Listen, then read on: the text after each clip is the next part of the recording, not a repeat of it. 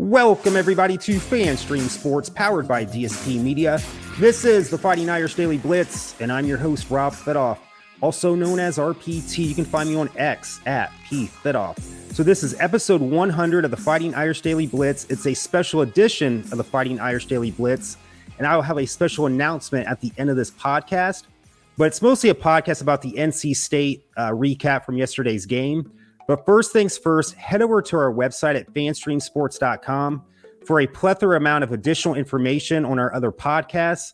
If you have an Apple device, an Android device, please feel free to download the app for FanStream Sports. And then also head over to our Facebook page and like the page, other additional information out there. Share that with your friends and family. So here we go for the NC State recap. Just some general observations for that game yesterday. Notre Dame improves to 3-0, win 45-24. That score is a little bit misleading. This game was in doubt pretty much up until I'd say the early fourth quarter. We were only up by 7 points, and NC State had a chance to tie the game. Our defense held after a turnover where Sam Hartman, he fumbled the ball, but he just got blindsided. Really kind of shoddy offensive line play yesterday. But we ended up getting the win, hard-fought win on the road, a strange game. So just some general observations from this game as we improved to 3-0 with the win at NC State. Penalties, I always do not like to complain about the referees, but there was one drive that NC State scored a touchdown, and it was 90% aided by bad calls from the referees. But you got to play through that. But it wasn't the best officiated game. But we, as I said earlier, we played through that and still got the win. Our O-line, especially the right side of the offensive line, really needs to improve. They cannot play that way against the big boys, Ohio State, Clemson. I know Clemson's struggling, but I consider them still a big boy. And then also USC. I really was kind of puzzled why we didn't run more to the left with our All-American Joe Alt at left tackle. But we'll see how they fix that in the next coming weeks. We never trailed during this game, which was a good thing. We had a rain delay. That was the big thing. That was the strangest part of this game. Back in 2016, Notre Dame was playing through the remnants of, I forget what hurricane that was. They never should have played that game. They should have delayed it until that Sunday. But it looked like everything was okay when the game started. But right around the end, I think it was the start of the second quarter, and all hell broke loose. Their scoreboard, I think, got hit by lightning. And it was pretty much a 2-hour delay. They condensed the halftime to 15 minutes. But after that rain delay, Audric Estime had that 80-yard run for a touchdown. But that was the strangest thing about that game. But we played through it. You have to play through that. What else? This is probably Sam Hartman's worst game. But if that's his worst game for the rest of the year, this team's going to be pretty successful, and Sam's going to be pretty successful because he did have the fumble. He was sacked. He had some bad throws, but with those sacks too, some of those he should have threw the ball away. But that right side of the line, that right side up until like the center interior part of the line, just did not play the best yesterday. And but as I said earlier, if that's the worst he plays all year, this team's going to be pretty successful. He still had 4 touchdown passes and 0 interceptions. Holden Stace, outstanding at tight end. We have to get the tight end involved a lot more than we've had in the previous 2 games.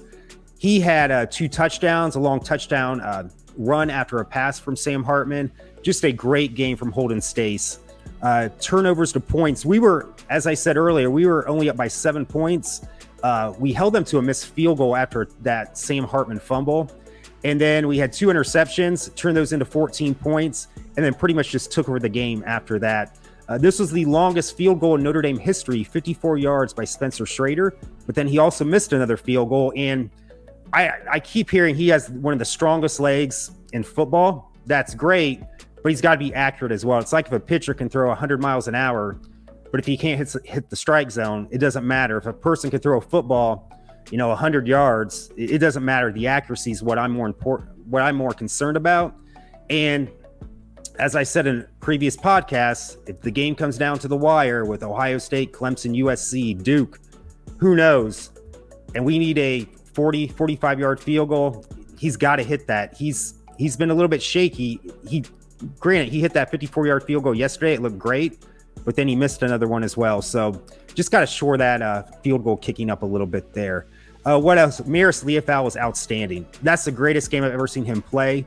He looked like if you could combine Troy Polamalu during his heyday and Ray Lewis during that 2000 season when they won the 2001 Super Bowl, where he was just all over the place. That was Maris Leofau yesterday. I know he's been so up and down throughout his career. He still didn't get a sack. That was my main thing yesterday too. He's become so close to sacks yesterday, but that's what's the word I'm looking for? That's a testament to Brennan Armstrong. Actually, there was numerous chances for Notre Dame to have sacks yesterday, and they only had one, which is still a concern for me. They're getting great pressure, but they just can't wrap up the quarterback. But that's a testament to Brennan Armstrong. He was able to get the ball away quicker than I expected, and he can just move around the pocket as well and just create good opportunities on his own. But I can't say enough. Maris Leofau, if he continues to play like that, he's going to be playing in the NFL. He was absolutely outstanding yesterday. What else here? JD Bertrand, I totally forgot about him during the game, but I guess he had a head injury, so I don't know the actual specifics to that, but I'm sure Coach Freeman will say that during tomorrow's press conference. So I'm hoping he probably just sits out next week against Central Michigan, not to take them lightly, but we should dominate that game and then just get ready for Ohio State. But I'm thinking he'll probably sit out that game, especially if it's a head injury. Hopefully it's not a concussion, just precautionary. What else here? Another thing of concern, some sources said 6, some said 7, but we had either 6 or 7 3-and-outs yesterday. That was my biggest concern because when that game started, it kind of reminded me of the Miami game in 2017 where we just looked like we were in quicksand. We seemed slower, just all the plays were taking forever to develop.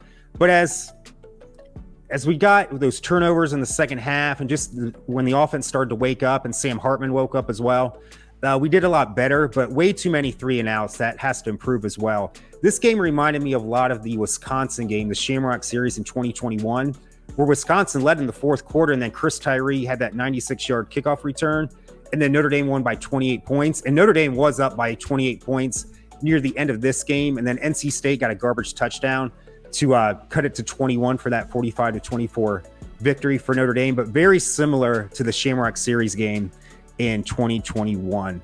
What else here? I think that's about it, but let's get into the stats real quick here. So NC State actually had more first downs than Notre Dame, 20-16, but they also had more possessions because as I said earlier, we had 6 to 7 3-and-outs, which we got to improve on that. Total yards, though, we dominated 456 to 344. Passing, 286 for Notre Dame to 260 for NC State. And Brennan Armstrong, as I said in my preview podcast, he's a player. And, he made some really good throws. Our defense played really well throughout the game. But when they were successful in various plays throughout the game, that was just because of the strong play from Brennan Armstrong. There are certain things our defense, you just had to tip your hat to Brennan Armstrong because as good as they played, sometimes Brennan just made some plays a little bit better. But for the most part, our defense did dominate there. Rushing, this is kind of misleading. As I said earlier, it seemed like we were in quicksand for about, 2/3 to 75% of the game. We couldn't really get the running game going, especially on that right side of the offensive line. We had 170 yards, and NC State only had 84. So outstanding job by our run defense. But of those 170 yards, 80 was on one play when Audric Estime, after the rain delay for almost 2 hours, had that 80-yard run. So take that 170 with a grain of salt. 80 of that was just from one long run. The other was kind of, we had a couple 4 yards, 5 yards here and there, but it was mostly about 2-yard gains, negative yard plays. So, but tip your hats off to NC State. They are a solid run defense. And this was the first time we were playing a quality opponent. So it is what it is right there. Penalties, as I said earlier, I thought the refs were a little, some bad calls against us. Let's just put it that way. We were penalized 10 times for 82 yards, whereas NC State was 8 for 54. Time of possession, 32 minutes for Notre Dame to 27 for NC State. So let's just get into the individual stats real quick here.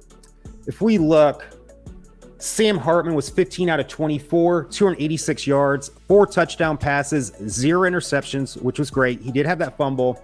Not his best game, but if that's his worst game, as I said before, we're going to have a pretty successful season. Rushing, Audric Estime had that big 80-yard run, which was most of his yards, but he did carry for 14 carries for 134 yards, 2 touchdowns. Jadarian Price, 7 for 31. Jeremiah Love, 6 for 24. Jabron Payne, 4 for 6. Mitchell Evans, 1 for 2 on a 4th and inches. And then Sam Hartman was sacked multiple times, as I said earlier in this podcast. He had negative 27 yards, but that's mostly from the sacks that happened to him.